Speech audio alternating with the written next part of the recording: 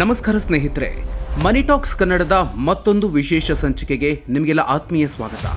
ಸ್ನೇಹಿತರೆ, ಬ್ಯಾಂಕ್ ಅಂದ್ರೆ ನಮಗೆಲ್ಲ ಒಂದು ನಂಬಿಕೆ.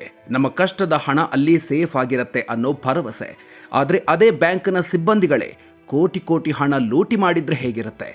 ಹೌದು ಸ್ನೇಹಿತರೆ, ದೇಶದ ಪ್ರಮುಖ ಖಾಸಗಿ ಬ್ಯಾಂಕ್ಗಳಲ್ಲಿ ಒಂದಾದ IDFC ಫಸ್ಟ್ ಬ್ಯಾಂಕ್ನಲ್ಲಿ ಬರೋಬ್ಬರಿ 590 ಕೋಟಿ ರೂಪಾಯಿ ಮೊತ್ತದ ಬೃಹತ್ ಹಗರಣ ನಡೆದಿರೋದು ಬೆಳಕಿಗೆ ಬಂದಿದೆ. ಬ್ಯಾಂಕ್ನಲ್ಲಿದ್ದ ಠೇವಣಿ ಹಣ ಮಂಗಮಾಯ ಆಗಿದೆ. ಅಷ್ಟಕ್ಕೂ ಈ ಹಗರಣ ನಡೆದಿದ್ದಲ್ಲಿ ಯಾರ ಹಣ ಲೂಟಿಯಾಗಿದೆ, ಇದು ಬೆಳಕಿಗೆ ಬಂದಿದ್ದು ಹೇಗೆ? ಬನ್ನಿ ಇಂದಿನ ವಿಡಿಯೋದಲ್ಲಿ ಸಂಪೂರ್ಣವಾಗಿ ತಿಳ್ಕೊಳ್ಳೋಣ.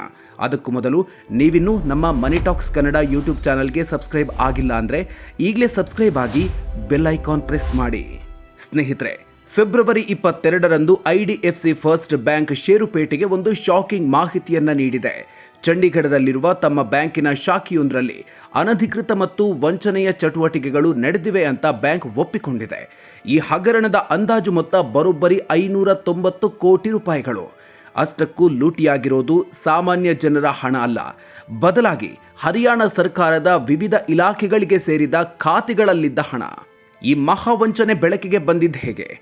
ಅಸಲಿಗೆ ಈ ಹಗರಣ ನಡೆದಿರೋದು ಯಾರಿಗೂ ಗೊತ್ತೇ ಇರಲಿಲ್ಲ. ಆದರೆ ಇತ್ತೀಚೆಗೆ ಹರಿಯಾಣ ಸರ್ಕಾರದ ಒಂದು ನಿರ್ದಿಷ್ಟ ಇಲಾಖೆ ತಮ್ಮ ಬ್ಯಾಂಕ್ ಖಾತೆಯನ್ನು ಕ್ಲೋಸ್ ಮಾಡಿ ಆ ಹಣವನ್ನು ಬೇರೆ ಬ್ಯಾಂಕಿಗೆ ವರ್ಗಾಯಿಸಲು IDFC ಫಸ್ಟ್ ಬ್ಯಾಂಕ್ಗೆ ಮನವಿ ಮಾಡಿತ್ತು.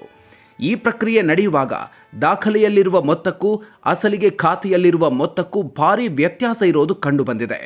ಇದಾದ ಬಳಿಕ ಫೆಬ್ರವರಿ 18, 2026ರಿಂದ ಹರಿಯಾಣ ಸರ್ಕಾರದ ಇತರ ಇಲಾಖೆಗಳು ಕೂಡ ತಮ್ಮ ತಮ್ಮ ಖಾತೆಗಳನ್ನು ಪರಿಶೀಲಿಸಲು ಮುಂದಾಗಿದ್ವು. ಆಗ ಅಲ್ಲೂ ಕೂಡ ಬ್ಯಾಲೆನ್ಸ್ ಮೊತ್ತದಲ್ಲಿ ಭಾರಿ ವ್ಯತ್ಯಾಸಗಳು ಕಂಡುಬಂದಿವೆ. ಹೀಗೆ ಒಟ್ಟಾರೆಯಾಗಿ ಸುಮಾರು 590 ಕೋಟಿ ರೂಪಾಯಿಗಳ ಲೆಕ್ಕವೇ ಸಿಗ್ತಿಲ್ಲ. ಈ ವಿಷಯ ಕೇಳಿ ಸ್ವತಃ ಬ್ಯಾಂಕ್ ಅಧಿಕಾರಿಗಳೇ ದಂಗಾಗಿದ್ದಾರೆ. ಇಷ್ಟೊಂದು ದೊಡ್ಡ ಮೊತ್ತ ಅದೆಲ್ಲಿ ಹೋಯಿತು ಅಂತ ಫುಲ್ ತಲೆ ಕೆಡಿಸಿಕೊಂಡಿದ್ದಾರೆ. ಎಚ್ಚೆತ್ತ ಬ್ಯಾಂಕ್, ಹಲವು ಕ್ರಮಗಳನ್ನು ಕೈಗೊಂಡ ಅಧಿಕಾರಿಗಳು. ಈ ಬೃಹತ್ ವಂಚನೆ ಬೆಳಕಿಗೆ ಬರ್ತಾ ಇದ್ದಂತೆ ಎಚ್ಚೆತ್ತ ಬ್ಯಾಂಕ್ ಆಡಳಿತ ಮಂಡಳಿ ತಕ್ಷಣವೇ ಕಾರ್ಯಪ್ರವೃತ್ತವಾಗಿದೆ. 4 ಅಧಿಕಾರಿಗಳ ಅಮಾನತು ಮಾಡಿದೆ. ಈ ಹಗರಣದಲ್ಲಿ ಭಾಗಿಯಾಗಿದ್ದಾರೆ ಎನ್ನಲಾದ 4 ಶಂಕಿತ ಅಧಿಕಾರಿಗಳನ್ನು ಗುರುತಿಸಿರುವ ಬ್ಯಾಂಕ್ ತಕ್ಷಣದಿಂದಲೇ ಜಾರಿಗೆ ಬರುವಂತೆ ಇವರನ್ನು ಸಸ್ಪೆಂಡ್ ಮಾಡಿದೆ. ಅಷ್ಟೇ ಅಲ್ಲ, ಬ್ಯಾಂಕ್ ಈಗಾಗಲೇ ಪೊಲೀಸರಿಗೆ ದೂರು ನೀಡಿದ್ದು ಶಾಮೀಲಾಗಿರುವ ಸಿಬ್ಬಂದಿ ಹಾಗೂ ಹೊರಗಿನ ವ್ಯಕ್ತಿಗಳ ವಿರುದ್ಧ ಕ್ರಿಮಿನಲ್ ಮತ್ತು ಸಿವಿಲ್ ಮೊಕದ್ದಮೆಗಳನ್ನು ದಾಖಲಿಸಲು ಮುಂದಾಗಿದೆ. ಇದಲ್ಲದೆ ಸ್ವತಂತ್ರ ಫೋರೆನ್ಸಿಕ್ ಆಡಿಟ್ಗೂ ಮುಂದಾಗಿದೆ. ಅಸಲಿಗೆ ಈ ಹಗರಣ ಹೇಗೆ ನಡೆಯಿತು, ಇದರಲ್ಲಿ ಯಾರೆಲ್ಲ ಭಾಗಿಯಾಗಿದ್ದಾರೆ ಅಂತ ತಿಳ್ಕೊಳ್ಳೋಕೆ ಒಂದು ಸ್ವತಂತ್ರ ಬಾಹ್ಯ ಸಂಸ್ಥೆಯ ಮೂಲಕ ಫೋರೆನ್ಸಿಕ್ ಆಡಿಟ್ ನಡೆಸಲು ಬ್ಯಾಂಕ್ ನಿರ್ಧರಿಸಿದೆ. ಜೊತೆಗೆ ಈ ಪ್ರಕರಣವನ್ನು ವಂಚನೆಗಳ ಮೇಲ್ವಿಚಾರಣಾ ಸಮಿತಿಯ ಮುಂದೆಯೂ ಇಡಲಾಗಿದೆ. ಇನ್ನೊಂದು ಕಡೆ ಹಣ ವಾಪಸ್ ಪಡೆದುಕೊಳ್ಳಲು ಬ್ಯಾಂಕ್ ಪ್ರಯತ್ನ ನಡೆಸ್ತಾ ಇದೆ. ಯಾವೆಲ್ಲ ಬೇರೆ ಬ್ಯಾಂಕ್ ಖಾತೆಗಳಿಗೆ ಈ ಹಣ ಅಕ್ರಮವಾಗಿ ವರ್ಗಾವಣೆಯಾಗಿದೆಯೋ ಆ ಖಾತೆಗಳನ್ನು ಬ್ಲಾಕ್ ಮಾಡುವಂತೆ ಆಯಾ ಬ್ಯಾಂಕ್ಗಳಿಗೆ IDFC ಮನವಿ ಮಾಡಿದೆ. ಏನಿದು ಹಗರಣ? ಸಾಮಾನ್ಯ ಗ್ರಾಹಕರಿಗೆ ಇದೆಯಾ ಆತಂಕ? ಈ ಸುದ್ದಿ ಕೇಳಿ IDFC ಫಸ್ಟ್ ಬ್ಯಾಂಕ್ನಲ್ಲಿ ಖಾತೆ ಹೊಂದಿರುವ ಸಾಮಾನ್ಯ ಗ್ರಾಹಕರು ಭಯಪಡುವ ಅಗತ್ಯ ಇಲ್ಲ. ಬ್ಯಾಂಕ್ ನೀಡಿರುವ ಸ್ಪಷ್ಟನೆಯ ಪ್ರಕಾರ ಈ ವಂಚನೆಯು ಕೇವಲ ಚಂಡೀಗಢದ ಶಾಖೆಯಲ್ಲಿರುವ ಹರಿಯಾಣ ಸರ್ಕಾರಕ್ಕೆ ಸೇರಿದ ಕೆಲವು ನಿರ್ದಿಷ್ಟ ಖಾತೆಗಳಲ್ಲಿ ಮಾತ್ರ ನಡೆದಿದೆ. ಆ ಬ್ರಾಂಚ್ನ ಅಥವಾ ಬೇರೆ ಬ್ರಾಂಚ್ನ ಯಾವುದೇ ಸಾಮಾನ್ಯ ಗ್ರಾಹಕರ ಖಾತೆಗಳಿಗೆ ಇದರಿಂದ ತೊಂದರೆ ಆಗಿಲ್ಲ. ಇನ್ನು ಷೇರುಪೇಟೆಯ ಬಗ್ಗೆ ಹೇಳುವುದಾದರೆ, ಫೆಬ್ರವರಿ 20ರಂದು ಕಳೆದ ವಾರದ ಕೊನೆಯ ಟ್ರೇಡಿಂಗ್ ಸೆಷನ್ನಲ್ಲಿ IDFC ಫಸ್ಟ್ ಬ್ಯಾಂಕ್ ಷೇರುಗಳು %0.72ರಷ್ಟು ಏರಿಕೆ ಕಂಡು 83.56 ರೂಪಾಯಿಯಲ್ಲಿ ವಹಿವಾಟು ಅಂತ್ಯಗೊಳಿಸಿದ್ವು.